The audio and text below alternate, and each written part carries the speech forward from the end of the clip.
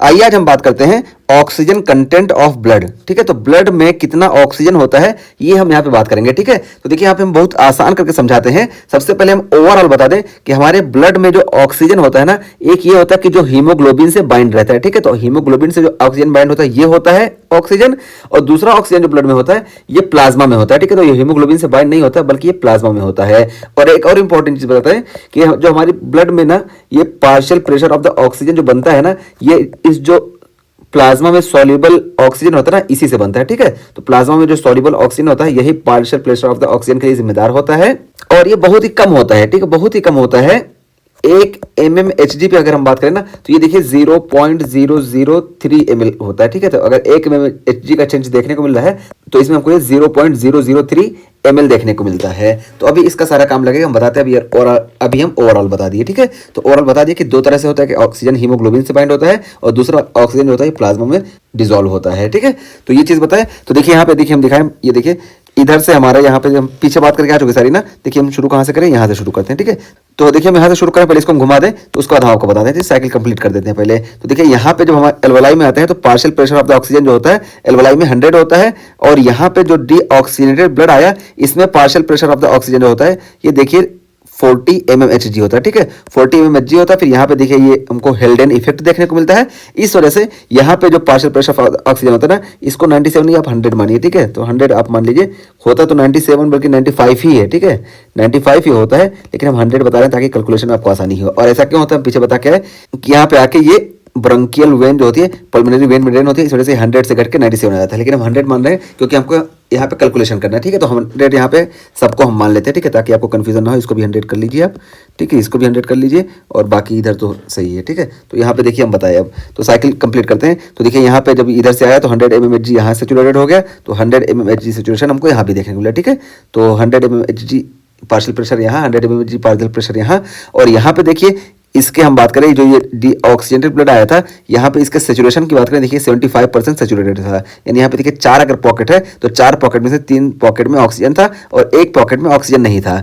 और जब यहाँ पे ये partial pressure of the oxygen 40 से 100 पे पहुंचा तो ये देखिए सेचुरेशन 100% हो गया। ठीक है, तो 100% सेचुरेशन हो गया, तो यानी देखिए चारों पॉकेट फुल हो गई। अब यही टिश्यू पे भी आया कि यहाँ पे भी देखिए 100% सेचुरेशन देखने को मिला, तो 100% सेचुरेशन यहाँ पे देखने को मिला। Partial pressure of the oxygen 100% देखने को मिला।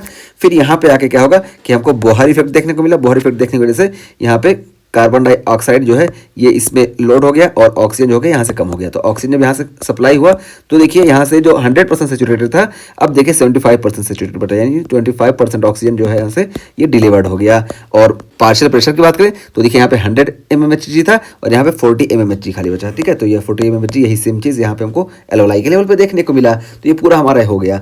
अब देखिए यहाँ पे हम जो बताना चाह रहे हैं कि यहाँ से जो ऑक्सीजन आया, ऑक्सीजन देखिए 2 फॉर्म में डिसॉल्व होता है। एक देखिए partial pressure of the oxygen जो यहाँ पे 100 है, तो यहाँ पे 100 है और यहाँ पे 40 था, तो यानी पता चला कि यहाँ पे partial pressure of the oxygen 100 था, तो यहाँ पे भी 100 देखने को मिला। तो 100 देखने को मिला, और हम बता के है कि ये जो partial pressure of the oxygen होता है, ये जो ऑक्सीजन यहाँ पे डिसॉल्व होता है ना उससे बनता है। तो यहाँ पे ऑक्सीजन जो डिसॉल्व होता है उससे partial pressure of the oxygen बना। और देखिए हम शुरू में बता के है कि 1 mmHg से ये 0.003 ml डिसॉल्व होता है। तो नहीं अगर 100 हम इससे मल्टीप्लाई कर दें तो 0.003 से, तो देखिए क्या होगा कि ये 0.3 ml यहाँ पे हमको डिसॉल्व ब्लड देखने को मिलेगा। इसको भी हम यहाँ पे लिख दे रहे हैं। तो देखिए यहाँ पे हमको डिसॉल्व जो ब्लड देखने को मिलेगा, ये पॉइंट यहाँ पे कहाँ पे लिखे हैं, यहाँ पे देखिए 0.3 ml ये हमको डिसॉल्व ब्लड देखने को मिलता है। ठीक है, तो डिसॉल्व ऑक्सीजन हमको 0.3 ml देखने को मिला। ठीक है, यहाँ पे भी देखने को मिलेगा और यहाँ पे भी हमको 0.3 ml ये डिसॉल्व ऑक्सीजन देखने को मिलेगा। तो ये चीज़ हो गई।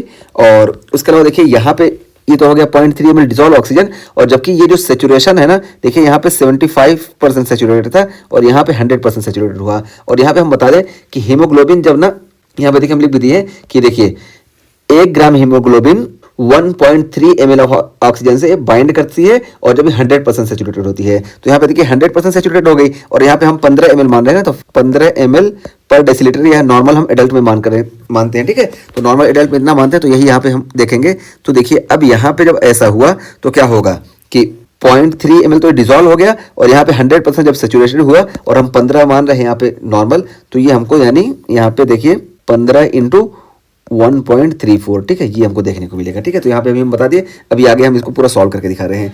तो यहाँ पे हमारा ये सेचुरेशन हो गया, 100% सेचुरेटेड जब हुआ तो ये लगभग देखिए हमारा हो जाएगा 21.1। ठीक है, तो 21.1 ये हो गया, और ये देखिए 0.3 ये था। ठीक है, तो 0.3 ये और 21.1 ये हो गया, तो कुल मिला के ये हमको 21.4 लगभग देखने को मिलता है। और यहाँ पे 20 हम क्यों लिखे, क्योंकि यहाँ से देखिए ये आके इधर कम हो जाता है। तो इस तरीके से हमारा ये पूरा होता है, पूरा भी हम बता दिए। अब कैलकुलेट कैसे करेंगे हम ये बताते हैं। ठीक है, तो आपको ये समझ में आ गया ना कि यहाँ पे जो होता है जब 100% सेचुरेटेड होगा तो ये लगभग 20 ml पर डेसीलीटर ऑक्सीजन हमको देखने को मिलता है। तो देखिए इसको मैं यहाँ पे लिख भी दे रहा ताकि आपको कंफ्यूजन ना हो। तो देखिए आप इसको जब मल्टीप्लाई करेंगे तो मल्टीप्लाई करने पे आपका 20, ये देखिए यहाँ पे ये देखिए ये 21.1 हो गया, और जो आपका फ्री वाला था ये फ्री वाला आपका 0.3 था। तो जब इसको आप जोड़ देंगे तो ये हो जाएगा आपका 21.4 ये हो गया। लेकिन यहाँ पे क्या हुआ ना, हम बताए ना कि यहाँ से जो होती है ये ब्रंकियल वेन जो होती है आके इसी पल्मोनरी वेन में ड्रेन होती है, इस वजह से 21.4 से और कम हो जाता है। ओवरऑल हम 20 मानते हैं। ठीक है, तो ओवरऑल 20 हम मानते हैं, और इसका कैलकुलेशन कैसे करना हम बता देते हैं। ठीक है, तो देखिए यहाँ पे ये है कैसे काउंट करते हैं। तो ऑक्सीजन कंटेंट जो होता है ऑक्सीजन बाउंड टू हीमोग्लोबिन, तो देखिए जो हीमोग्लोबिन से बाउंड किया ना, यहाँ पे देखिए हीमोग्लोबिन से जो बाउंड करता है ये, और ये देखिए हमारा लगभग 21 पॉइंट होता है। ठीक है, तो ये चीज हो गया। और दूसरा क्या होता है, ऑक्सीजन सॉल्युबलाइज्ड इन प्लाज्मा, तो जो प्लाज्मा में जो डिजॉल्व होता है वो, और हम बताएं कि हमारा 0.03 ml होता है। तो ये हो गया, तो इन दोनों को जब हम जोड़ते हैं तो हमारा 21.4 लगभग आता है।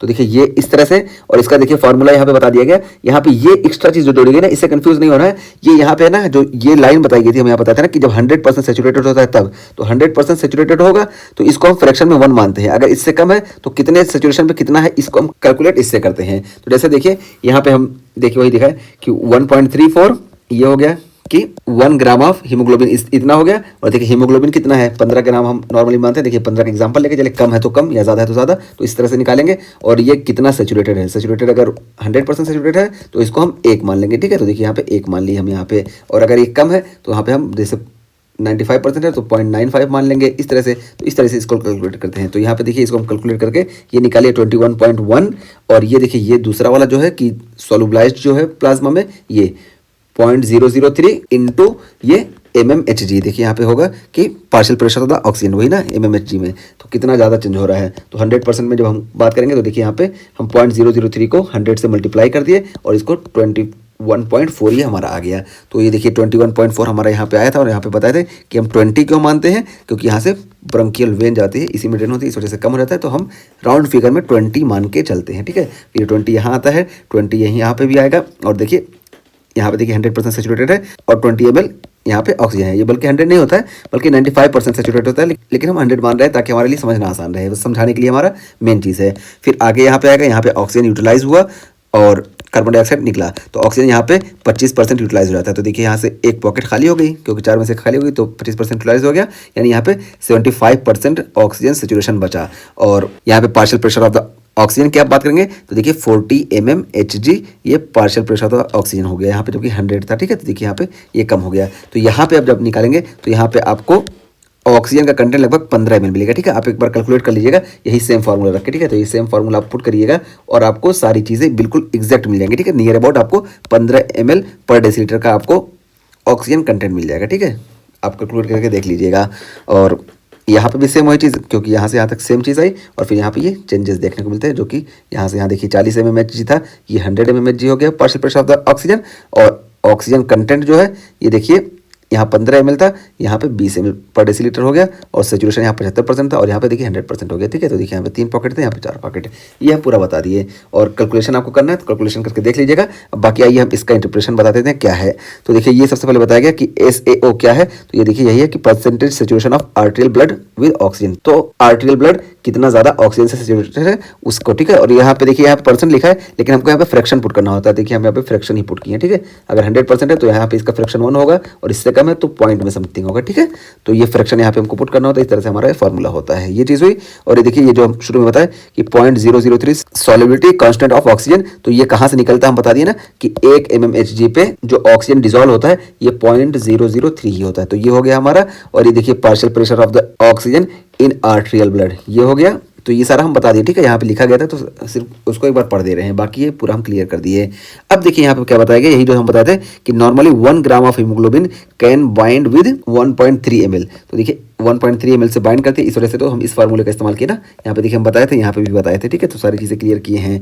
और देखिए normal haemoglobin count in blood is 15 ग्राम पर डेसीलीटर, 50 ग्राम पर डेसीलीटर होता है, इस वजह से यहाँ पे हम इसको 15 से मल्टीप्लाई किए, ठीक है, क्योंकि नॉर्मल मेन में हम 15 ग्राम पर डेसीलीटर मानते हैं, तो यहाँ पे ऐसा किए।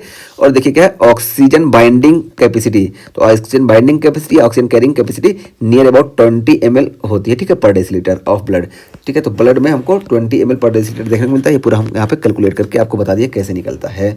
और उसके बाद फिर देखिए यहाँ पे बताया गया एक बहुत इंपॉर्टेंट चीज कि with decrease HB there is decrease oxygen content of arterial blood but no changes in oxygen saturation and partial pressure of oxygen. तो ये बताया जा रहा है कि अगर हीमोग्लोबिन कम हो रहा है, ठीक है, हीमोग्लोबिन कम हो रहा है, देखिए हीमोग्लोबिन कम होगा तो क्या होगा, oxygen content of arterial blood ये भी कम हो जाएगा, क्योंकि हीमोग्लोबिन कम हो रहा है और यही जो होता है ये ऑक्सीजन को कैरी करता है, इस वजह से ऑक्सीजन का कंटेंट भी ये आर्टेरियल ब्लड में कम हो जाएगा। लेकिन देखिए ऑक्सीजन के सैचुरेशन में या इसी तरीके से partial pressure of the oxygen में कोई कमी नहीं आएगी, क्योंकि जितना यहाँ पे हीमोग्लोबिन है उतना तो ये होगा ही, यहाँ से पार्शियल प्रेशर ऑफ ऑक्सीजन आ रहा है, इस वजह से यहाँ पे पार्शियल प्रेशर ऑफ ऑक्सीजन में कोई चेंजेस नहीं देखने को मिलेगा और ना ही ऑक्सीजन सैचुरेशन में कोई चेंजेस देखने को मिलेगा। ये इंपॉर्टेंट क्या है, तो देखिए क्या होगा कि अब यहाँ पे क्या होगा, ऑक्सीजन कंटेंट कम हो गया, ठीक है, लेकिन partial pressure of the oxygen जो है ना ये कम हो रहा है और ना ही ऑक्सीजन सैचुरेशन कम हो रही है, सिर्फ ऑक्सीजन कंटेंट कम हो रहा है। तो ऑक्सीजन कंटेंट हमको जानना जरूरी क्यों है, ये इस लाइन में हमको बताया गया, ठीक है। तो ऑक्सीजन कंटेंट जानना इसलिए जरूरी है। तो देखिए यहाँ पे क्या होगा कि ऑक्सीजन डिलीवरी टू टिश्यू हमको किस चीज पे डिपेंड करता है, तो कार्डियक आउटपुट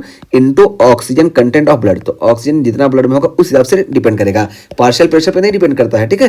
तो ये डिपेंड करता है ऑक्सीजन कंटेंट ऑफ ब्लड। तो यहाँ पे देखिए कि अगर ऑक्सीजन कंटेंट कम हो जा रहा है, भले ही ऑक्सीजन सैचुरेशन या partial pressure of the oxygen ये नॉर्मल है, फिर भी हमको यहाँ पे ऑक्सीजन की डिलीवरी टिश्यू में कम देखने को मिलेगी और हमको हाइपोक्सिया देखने को मिलेगा, ठीक है। तो ये यहाँ पे क्लिनिकल रेलेवेंट पॉइंट था जो कि बता दिया गया, ठीक है।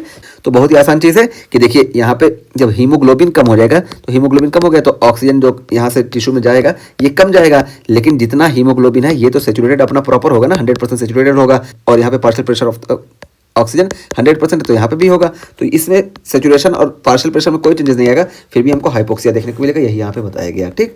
और उसके बाद फिर देखिए यहाँ पे कुछ कंडीशंस बताई गई है, उस कंडीशंस में हमको क्या चेंजेस देखने को मिलते हैं यहाँ पे बात करते हैं।